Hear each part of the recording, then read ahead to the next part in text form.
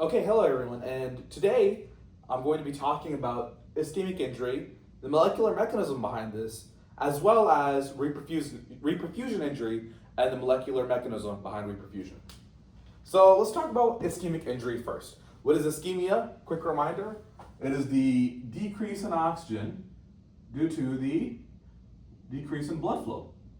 Simply put, fancy medical word is stenosis. So what is going on when we have ischemic injury? So we start with ischemia. We already said that's a decrease in oxygen. Let's think back to our metabolism lectures.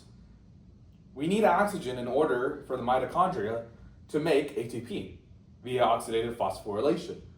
But this isn't possible. So ischemia is causing a decrease in the function of mitochondria. So as a result, we have decreased ATP production. And let's think back to maybe our first lectures on metabolism. What happens when there is basically a shutoff of oxidative phosphorylation, but the cell still needs to make ATP? That's right, we rely on anaerobic glycolysis.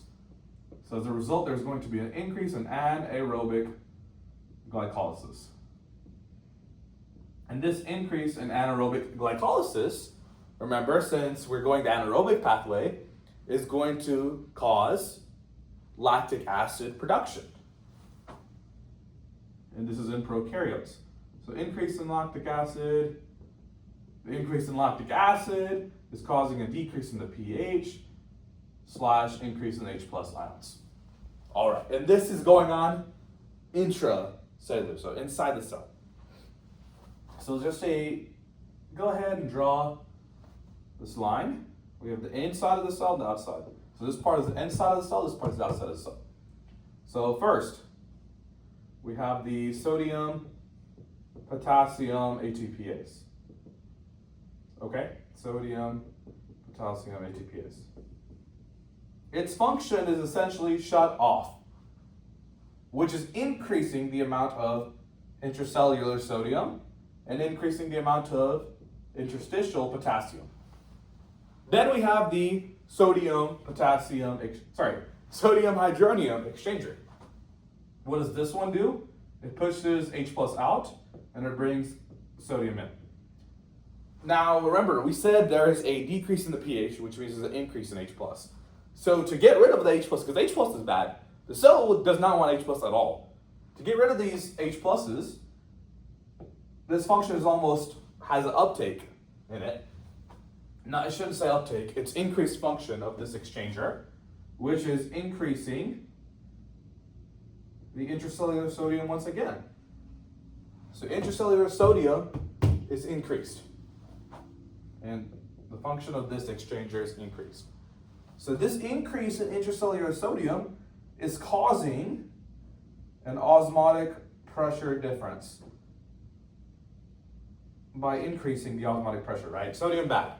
So it's increasing the pressure within the cell, and this is causing the cell to swell. Then we have the sodium-calcium exchanger as well. So sodium comes in for the exchange of calcium. Since we're not getting the sodium to be pushing out from the ATPase, we don't have any sodium to recycle within the cycle. So that means the intracellular calcium is going up as well. So what do we say? We have the intracellular sodium and the intracellular calcium going up. So now what happens is we have these things called phospholipases, and these love the presence of intracellular calcium. So all of this is swelling, and the phospholipases activity is causing membrane rupture. So our membrane burst. And then we have the inflammatory markers presenting. So hopefully that makes sense. And we have the inflammatory response. Now let's continue along. And this is obviously within an acute injury. Let's talk about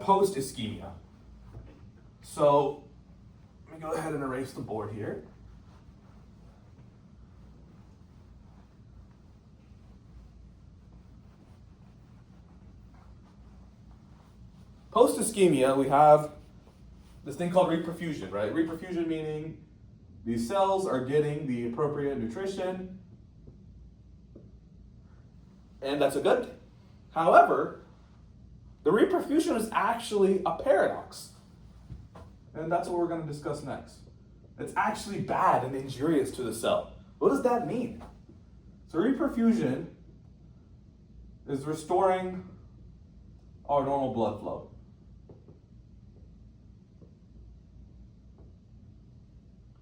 Restoring our normal blood flow.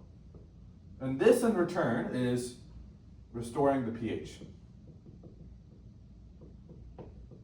Now this restored pH is actually doing something that's counterintuitive. We have this thing called a mitochondrial permeability core, which in the mitochondria opens as a result of the restored pH, which then is increasing the amount of calcium, which then causes the loss of the mitochondrial membrane potential. This calcium is going out, and it causes a loss of mitochondrial membrane potential. And this increase in calcium, as we discovered last time, is increasing phospholipase activity. It's increasing the phospholipases, and this is attacking the cell membrane again. And once again, this all leads to necrosis. And what else do you think? Decrease in ATP. So actually, the reperfusion and the restorative of the pH is actually causing more necrosis and decrease in ATP. And that is the reperfusion paradox due to the mitochondrial permeability core opening. Hopefully that covered all of that, and thanks for watching.